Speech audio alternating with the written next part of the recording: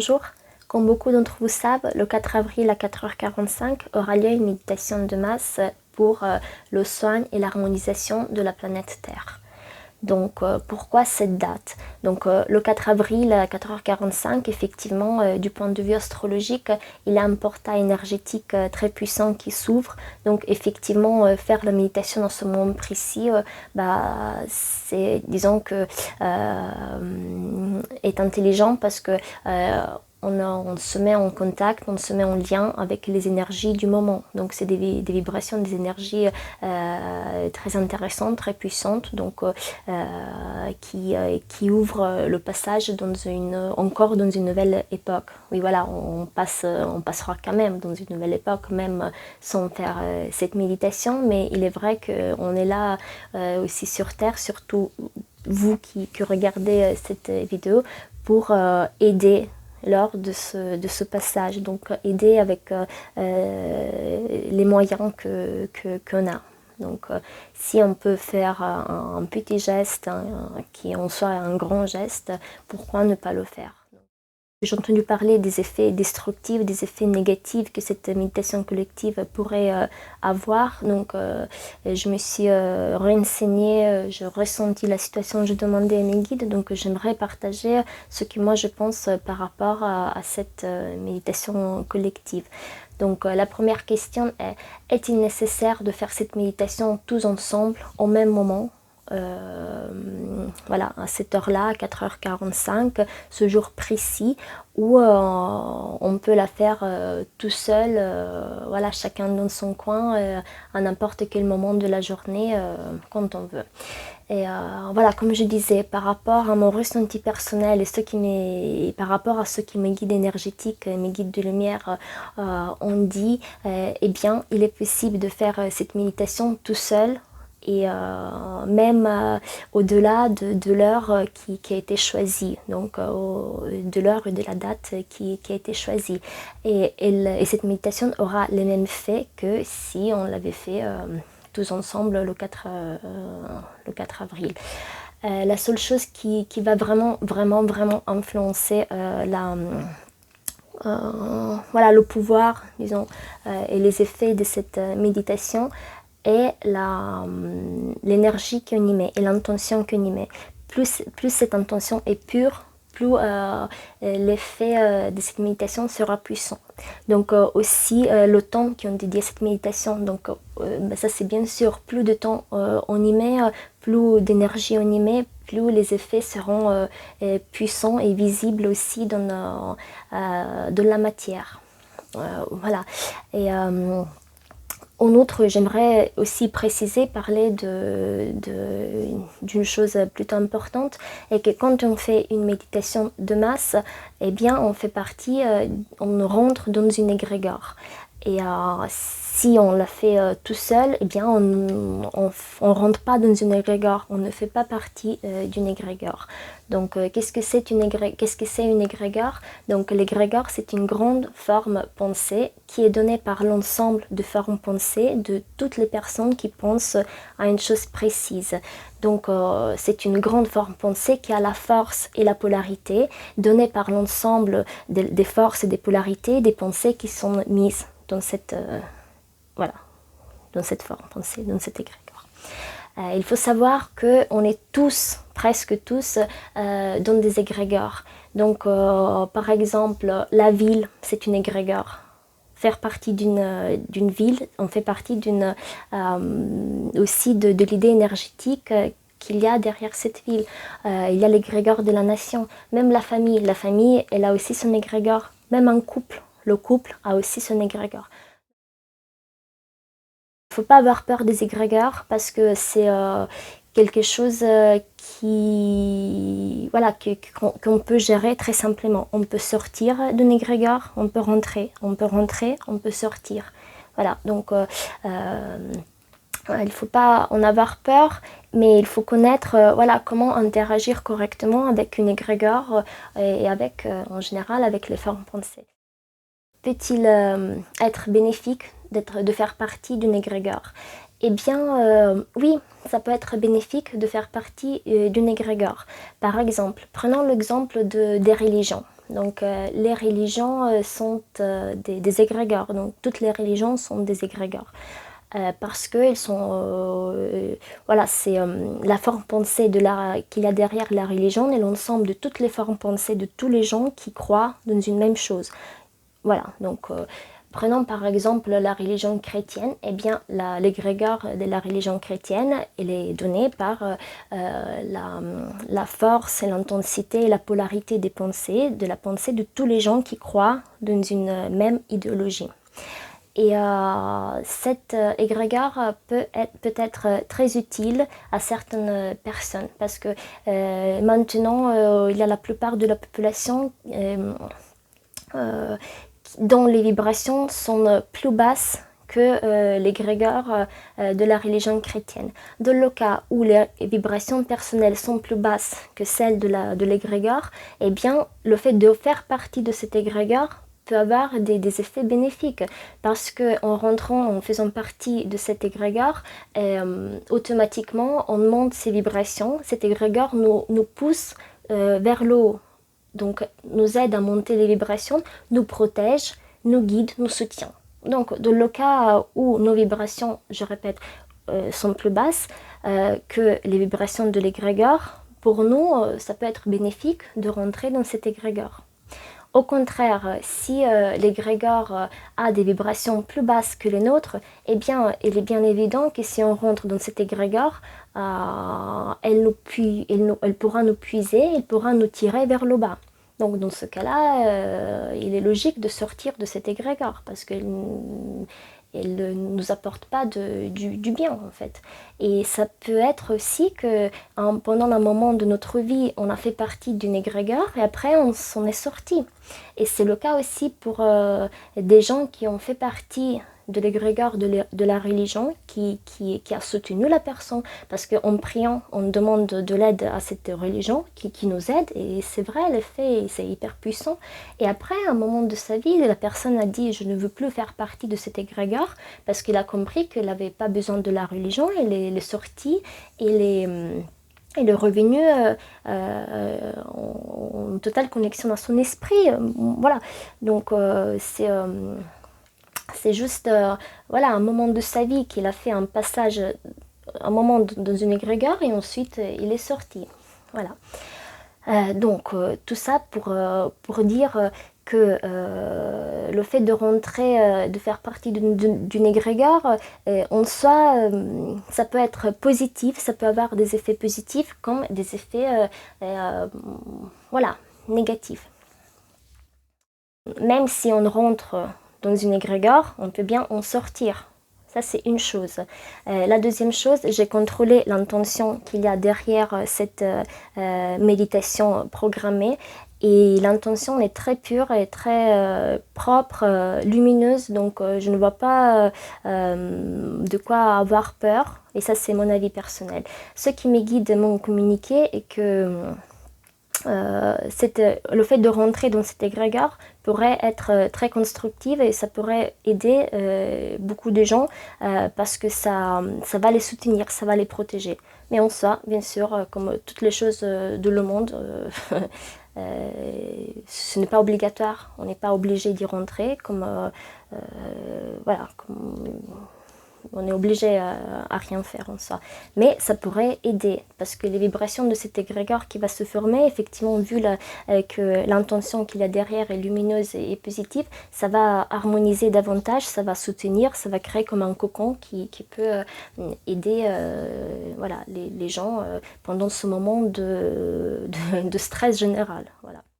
Déjà, j'aimerais donner une technique, comment rentrer dans une égrégore et comment sortir d'une égrégore. C'est très simple et ça se fait tout avec l'imagination, avec, voilà, avec sa pensée, avec son intention. Donc, pour rentrer dans une égrégore, on peut visualiser qu'on rentre dans cette égrégore comme si on rentrait dans une maison.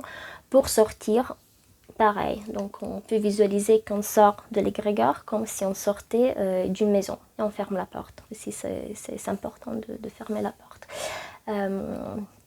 Voilà, donc si on doute, si quelqu'un d'entre vous a des doutes par rapport à cette méditation, par rapport au fait de rentrer dans cet égrégore ou pas, eh bien vous pouvez la faire et ensuite sortir de l'égrégore, même si à mon avis cet égrégore elle est constructive, il ne faut pas avoir peur à mon avis. Et personnellement, je vais rentrer dans cet égrégore parce que, bon, j'ai pas peur, mais je vais quand même dire une phrase avant de faire cette méditation et de rentrer dans cet égrégore. Et une phrase que je vous conseille de dire vous aussi. Donc, merci égrégore de me soutenir et de m'aider, mais j'affirme que ma sortie de cet égrégore se fera de façon automatique à niveau énergétique si ma présence dans cet égrégore commencera à me nuire ou me détruire de n'importe quelle façon, donc à me limiter dans mon chemin et dans mon évolution spirituelle personnelle. Voilà. Ainsi, on programme notre sortie de cet égrégore, de l'éventualité où cet égrégore commence à être nocif pour nous. Donc, de le cas où ces vibrations commencent à être plus basses que les nôtres, donc qui commencent, et voilà, de le cas où elles commencent à nous limiter, nous limiter et nous empêcher de suivre correctement notre chemin. Vu qu'on en parle, j'aimerais profiter également pour sortir de toutes les autres éventuelles égrégores destructives ou désormais obsolètes de lesquelles on peut se trouver. Donc pour faire cette technique, je vous conseille de vous aider avec votre imagination, utiliser votre intention, votre visualisation et voilà, vous accompagner par la phrase suivante. Je remercie toutes les égrégores destructives et constructives qui m'ont soutenue et de lesquelles je suis rentrée au moment donné de ma vie. Mais à ce moment de ma vie, si elles ne sont plus actuelles, utiles, elles me puisent ou elles ont un effet destructif sur moi, je reprends toutes mes énergies et avec politesse, je sors de toutes ces égrégores et je ferme la porte. Donc ensuite, une fois qu'on a effectué cette méditation accompagnée par cette affirmation, on peut aussi affirmer avec tout le respect du monde, je ne veux plus rentrer dans des égrégores destructives de façon consciente ou inconsciente, même si on me le demande. Ensuite, j'aimerais aussi partager une technique de protection que je conseille de pratiquer à chaque fois qu'on fait une méditation. Donc, au-delà de cette méditation du 4 avril, moi je conseille de la faire à chaque fois qu'on fait un travail avec notre conscience. Quand on vole avec notre conscience dans différentes sphères, dans l'astral, de le mental, causal, etc., je conseille de se protéger. Voilà, ça c'est pour moi c'est la base de la méditation, être protégé. Parce que quand on est protégé, automatiquement on enlève aussi cette énergie de la peur. Peut-être quelqu'un d'entre vous, ils n'ont pas peur et c'est tant mieux parce que si vous avez peur, ne faites pas cette méditation parce que vous allez que nuire à la planète. Donc si on fait la méditation, on est vraiment dans la confiance totale en soi, dans ses capacités, de la lumière, de la protection qu'on a par l'univers. Voilà. Donc cette technique consiste d'abord, c'est pas une technique, c'est un conseil, c'est juste une affirmation, c'est des affirmations à faire. Donc on peut juste tout d'abord demander, avant de commencer cette méditation, l'aide au guide supérieur du lumière. Donc on a tous des guides supérieurs qui nous protègent, ça peut être des anges, des maîtres ascensionnés, etc. Il y en a tellement. Donc on demande avec gratitude le soutien et l'aide pendant cette méditation de nos guides énergétiques. Donc on demande qu'ils nous protègent pendant toute la durée de cette méditation. Et on remercie pour ce soutien, pour cette aide. La deuxième chose qu'on pourrait faire est de visualiser autour de notre aura une sphère protectrice comme une sorte de cocon, comme une sorte de bulle lumineuse d'une lumière dorée qui a un épaisseur de 1 mètre, par exemple. Voilà, ça rentre pas dans le cadre, mais c'est 1 mètre.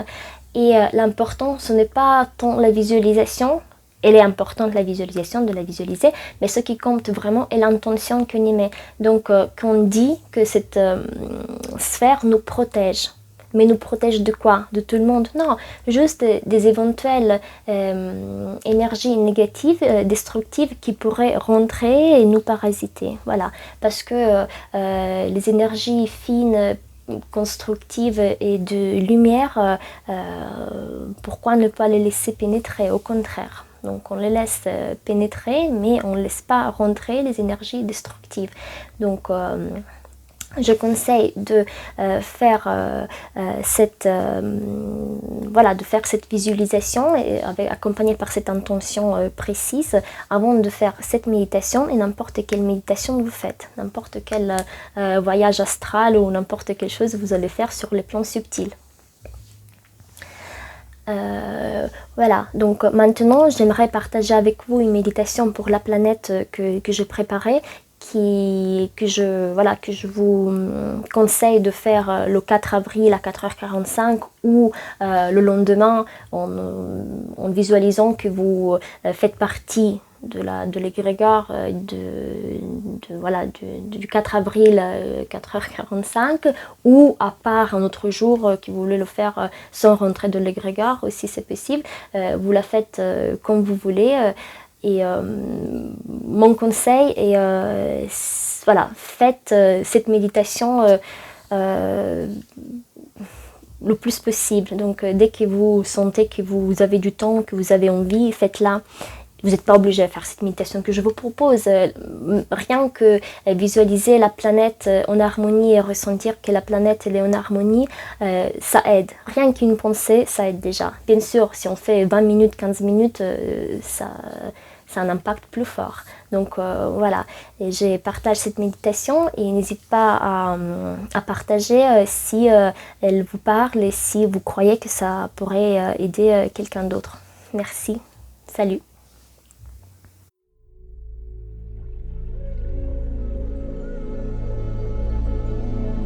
Choisissez un endroit tranquille où vous vous sentez bien et où vous ne serez pas dérangé. Choisissez une position confortable. Enlevez les bagues et les colliers en métal.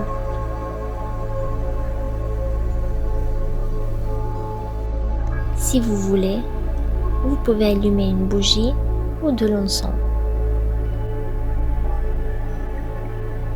Maintenant, on peut fermer les yeux et on se concentre sur soi et sur son énergie.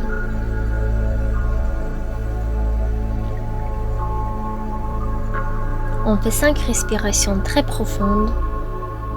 À chaque inspiration, on se remplit d'amour.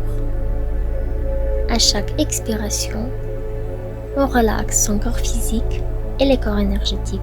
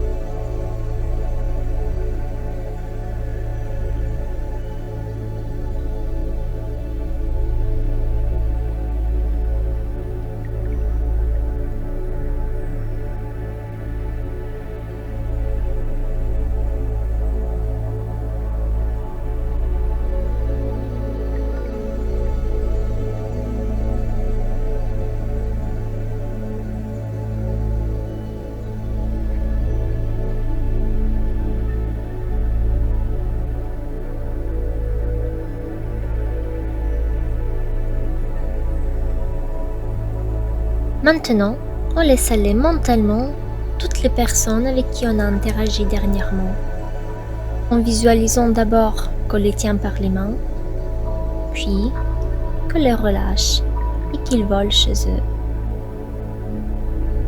Ainsi, pour le temps de cette méditation, on pourra rester seul avec soi-même.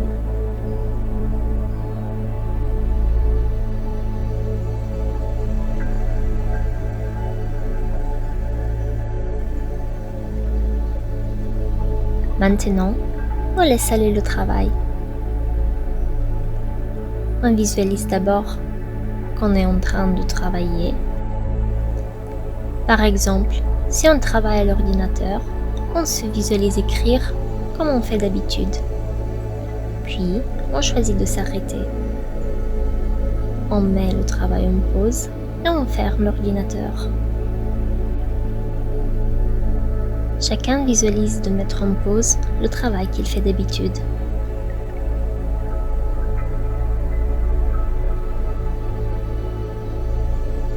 Maintenant, on laisse aller les pensées. On visualise qu'autour de notre tête, il y a un essaim de mouches qui bourdonnent. Ils nous empêchent d'entendre, comprendre et voir clair. Alors, avec la main, on les chasse et on les voit partir.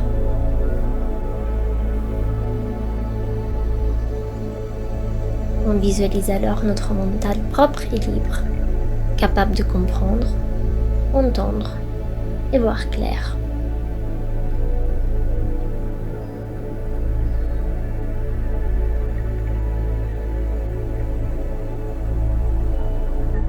Maintenant, on visualise de la lumière blanche qui descend du ciel.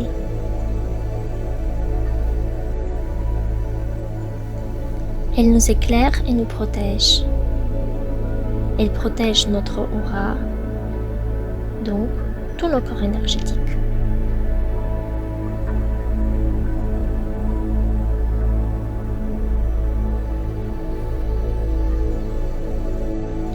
On ressent comme sous cette lumière, on est au chaud, protégé, dans le confort.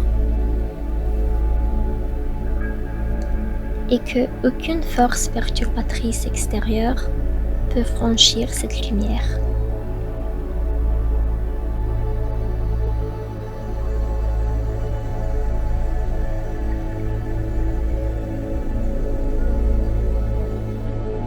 On visualise la population terrestre unie, heureuse et en paix.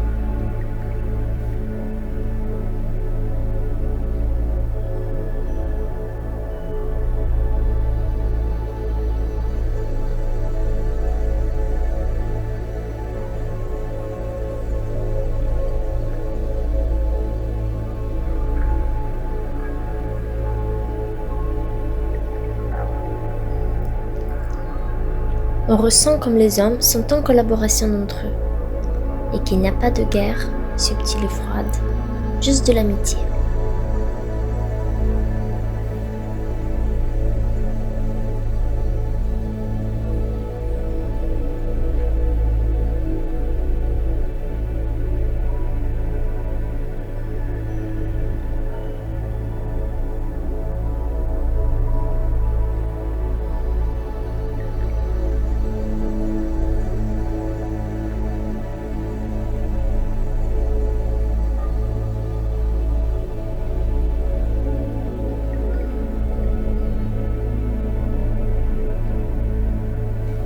On voit que les enfants sont heureux. Les vieux arrivent à vivre jusqu'aux 500 ans.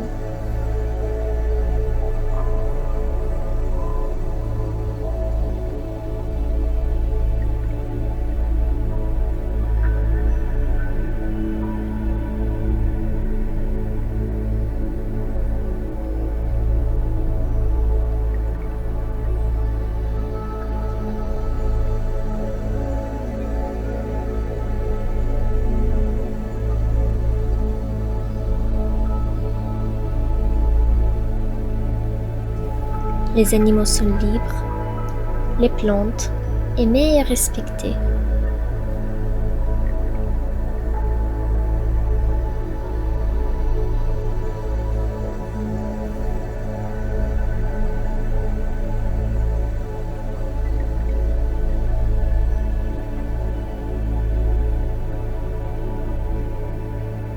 On ressent comme parmi les règnes vivants, le règne humain animale, végétale, minérale. Il y a des interactions saines et naturelles, basées sur l'amour.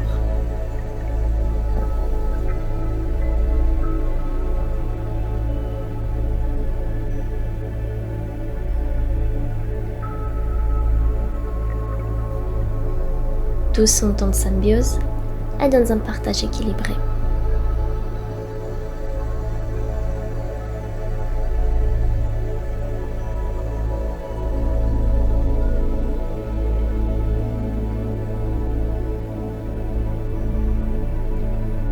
On visualise comme l'écosystème de la planète se régénère.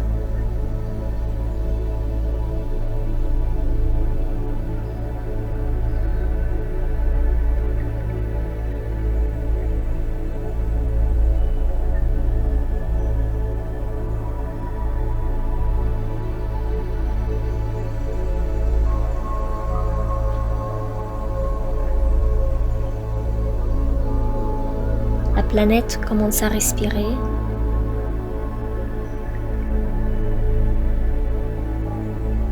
L'air redevient pur.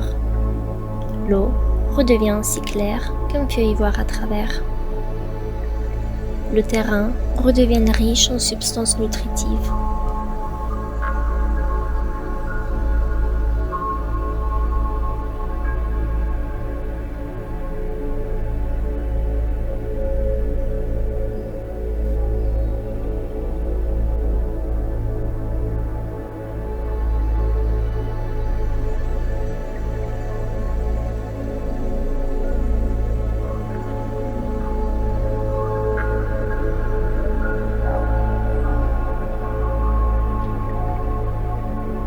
Tout type de pollution est effacé, détruite.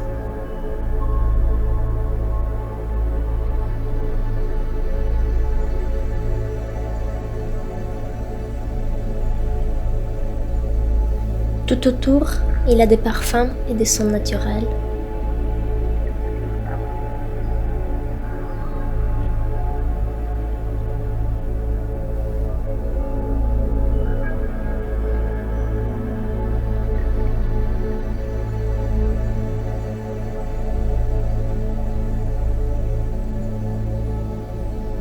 Les cycles naturels de la planète retrouvent leur vrai rythme.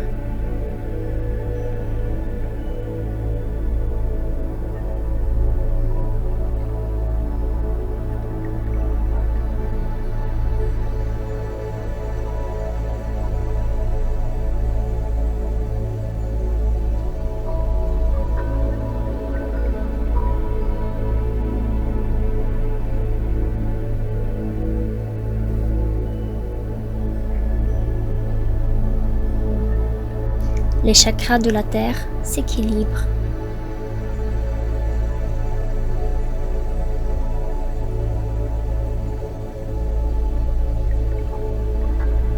Tous ces corps énergétiques s'harmonisent.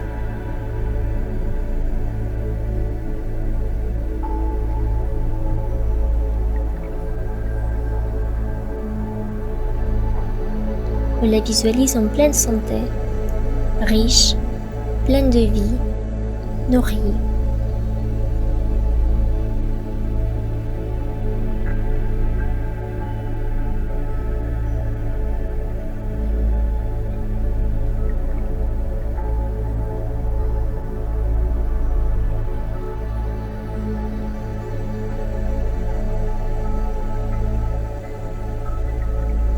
Maintenant, on peut la remercier de nous accueillir.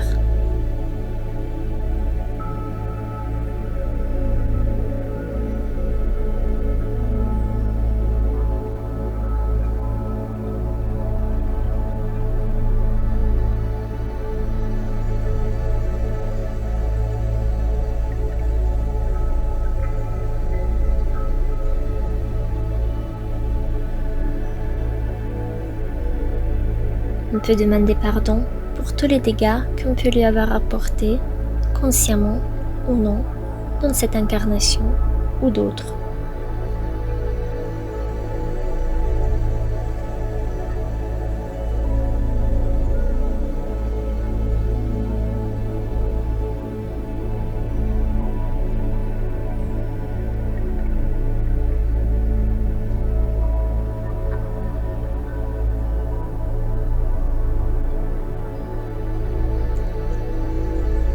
On se félicite pour le travail accompli.